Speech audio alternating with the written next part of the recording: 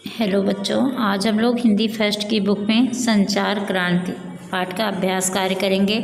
इसमें देखिए, यहाँ ऊपर डेट कोटेशन लिखेंगे।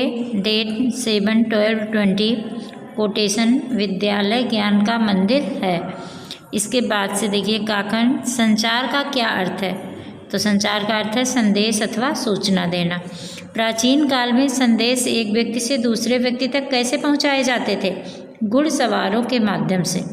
संचार के आधुनिक साधन कौन कौन से हैं? रेडियो, टेलीविज़न, टेलीफोन, मोबाइल आदि, और भी अन्य संचार के साधन हैं। इसके बाद है लिखित में बहुविकल्पीय मल्टीपल चॉइस, जिसमें कि 4 ऑप्शन दिए गए हैं, चारों में से कोई एक सही है, उस पर आपको टिक कर देना है।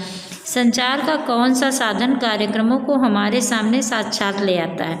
तो टेलीविज़न, यहाँ पर टिक कर देंगे, क्योंकि साक्षात का मतलब होता है ज्यों का त्यों, तो कि जैसा प्रसारित हो रहा है वैसा ही हम देख रहे हैं। अपने घर में बैठे हम लखनऊ में या दिल्ली में कौन सा प्रोग्राम हो रहा है, 26 जनवरी को प्रधानमंत्री झंडा फहरा रहे हैं, तो इस दृश्य को हम वैसा ही देखते हैं जैसा कि वहाँ हो रहा है, तो उसको साक्षात कहते हैं।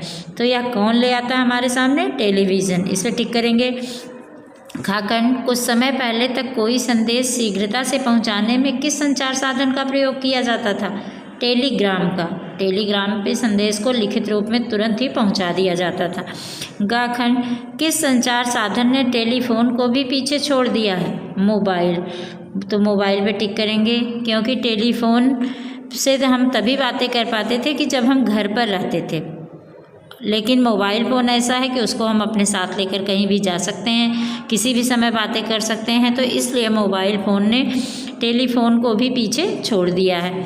इसके बाद देखिए, लघु उत्तरीय प्रश्नों के उत्तर कॉपी में कराए जाएंगे, दीर्घ उत्तरीय के उत्तर कॉपी में कराए जाएंगे। और इसके बाद देखिए क्वेश्चन नंबर 4, इसको देखिए कि निम्नलिखित वाक्यों को शुद्ध कीजिए।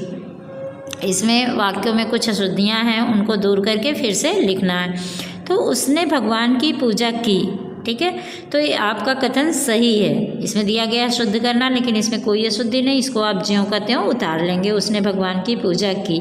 इन वाक्यों में परिवर्तन तब होता है कि जब वाच्य संबंधी परिवर्तन करना होता है, कि कभी होता है कि कर्मवाच्य में बदलना होता है, कभी भाववाच्य में, तब इसमें परिवर्तन होता है कि उसके द्वारा भगवान की पूजा की गई।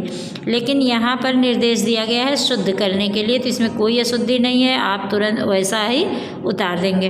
फिर खाखंड, श्रीमती गांधी भारत का प्रधानमंत्री था। तो श्रीमती स्त्रीलिंग के लिए प्रयोग होता है और था पुल्लिंग के लिए, तो यही अशुद्धि है। तो आपको लिखना है श्रीमती गांधी भारत की प्रधानमंत्री थीं। तुमने लखनऊ कब जाना है? तो तुमने नहीं बल्कि तुम्हें लखनऊ कब जाना है, और पूछा जा रहा है, तो इसके लिए यहाँ पर क्वेश्चन मार्क लगेगा, ये प्रश्नवाचक। फिर आज विद्यालय में छुट्टी था, तो छुट्टी के लिए थी प्रयोग होता है, छुट्टी स्त्रीलिंग, तो यहाँ पर आज विद्यालय में छुट्टी थी। सुनामी लहरों ने कहर मचाया, तो लहर भी स्त्रीलिंग है, तो मचाया जो है वह पुल्लिंग के लिए प्रयोग होता है, इसलिए सुनामी लहरों ने कहर मचा दी। ठीक है, इसके बाद देखिए क्वेश्चन नंबर 5, ये उपसर्ग आप लोग पढ़ चुके हैं कि उपसर्ग वे शब्दांश हैं जो शब्द के आरंभ में जोड़े जाते हैं और इनके लगाने से उस अर्थ में परिवर्तन या विशेषता आ जाती है। तो उपसर्ग शब्दों से पहले लगते हैं, उसके आरंभ में जोड़े जाते हैं। तो इसमें देखिए दिया गया, निम्नलिखित शब्दों में से उपसर्ग अलग कीजिए। तो उपसर्ग शब्द के आरंभ में जुड़ते हैं, तो उपसर्ग क्या हुआ? जो आरंभ में लगा है, तो इसको आपको अलग करके लिखना। जैसे अपमान में उपसर्ग क्या है? अप, तो इसको अप प्लस मान।